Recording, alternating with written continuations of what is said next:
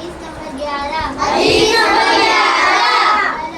طلبُ العلم فریضۃ علی کل مسلم و مسلمہ علم کا حاصل کرنا ہر مسلمان مرد اور عورت پر فرض ہے.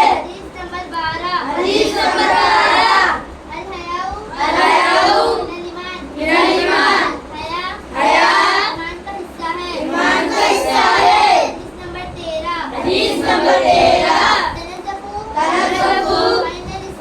فإن الإسلام نظیف صاف ستھرے رہو کیونکہ اسلام صاف ستھرا مذہب ہے.